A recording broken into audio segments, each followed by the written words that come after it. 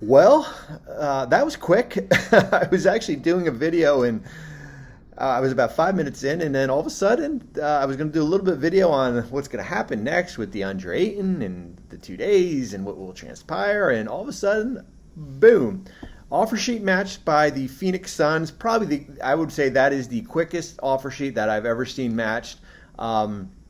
We'll kind of go into a little bit of the nitty gritty here as far as, so we heard this afternoon, Indiana offers Deandre Ayton 4 years, 133 million. Around 8:15 Eastern time, he signs the offer sheet, and around 8:40, it is eventually matched. And I think when you look at the Ayton offer sheet, 4 years, 133 million dollars, 30.9 million in the first year.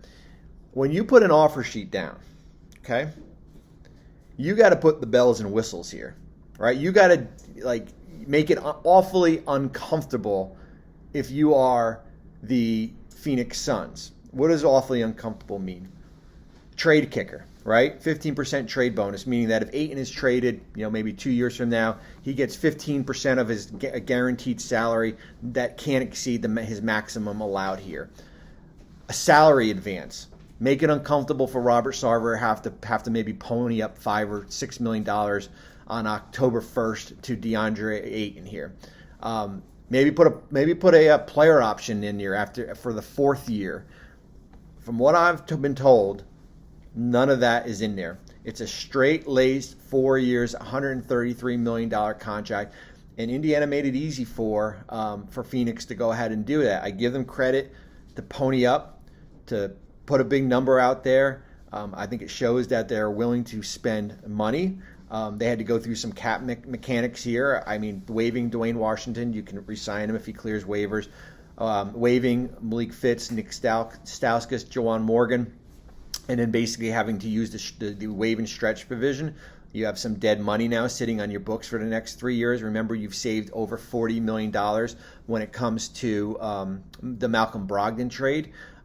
So the cap space in Indiana, all of a sudden, which is still frozen, doesn't open up until Ayton reports. He passes his physical. I mean, we could be looking at 4 to 5 days if this thing slow plays itself here. But based on Indiana spending this offseason, they are not in a rush to go out and spend that money. We're 2 days into free agency. So what does that mean for Phoenix, right? So Phoenix goes into the luxury tax for the first time since 2009-10. They have a full year to figure itself out. They've got we pulled it up here. Basically for Ayton this year, it's going to cost them $62 million in salary and luxury tax here.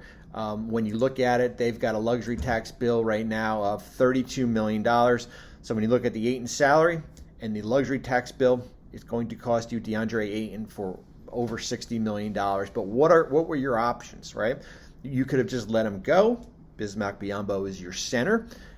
You wouldn't have cap space. You would have saved money here, but I believe Phoenix did the right thing, and they acted awfully quick. And I think what happened was they saw that offer sheet, and they said, no trade bonus, no salary advance, no player option. Sign me up, right off the bat as far as the offer sheet, and that's why you saw it quick. They didn't have to go down to Robert Sarver and say, you know what? We're going to need $6 or $7 million next week to give Deandre Ayton. Nope, come down, pass your physical, and now you're on the Phoenix Suns for at least until January 15th. With the matching of the offer sheet, Ayton has veto power on any trade. He cannot be traded to Indiana for a full year.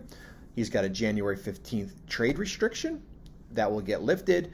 If a trade materializes, they would have to go to Ayton to have him sign off on that. What does it mean about Kevin Durant? I would say any chance of Kevin Durant to the Phoenix Suns is basically on life support unless there is a third team involved. So one-on-one with Brooklyn and Phoenix, I never thought Ayton was getting to Brooklyn because of the hard cap restrictions that triggers in a sign and trade. Basically, he would have to go to a third team. Phoenix is basically running out of players right now. You basically have to get to $35 million. Mikal Bridges, Jay Crowder, Landry Shamet, Cam Johnson, Saric. Brooklyn's not doing Saric, Landry, Crowder, and Cam Johnson in draft picks. That ain't happening. The Nets are not doing that type of deal. That is a C-, D+ type trade. So now, do you rope in a third team, right? We talked about the hypothetical yesterday. I went on NBA Today and talked all about it. Does Bridges to Brooklyn, Donovan Mitchell to Brooklyn, Ben Simmons to Utah with all those draft picks, Durant to Phoenix make sense? Now, the hard part is we were using the Ayton number to get to that $35 million number that Phoenix has to basically send out. So now if you're Phoenix, you would have to send out about $15 or $16 more million in salary. So now you're basically losing 3 players on your roster. So that's really the only way, realistically, I would ever see Durant landing in a Suns uniform. I've been on record. I said I think he's in Brooklyn when training camp starts. But I don't see a Phoenix trade for Durant, basically what they have to offer, unless a third team is involved to incentivize more things that are coming to Brooklyn. So 6-minute video, offer sheet is matched. It was awfully quick. It saves us waiting until Saturday night to figure out what happened. Ayton is in his Suns uniform. The window for that team remains open. I'm sure there's some hard feelings from everyone that everyone will have to kiss and make up. But at the end of the day, Deandre Ayton got his $133 million. We'll see what happens next with this roster. Thanks for watching ESPN on YouTube. For live streaming sports and premium content, subscribe to ESPN+.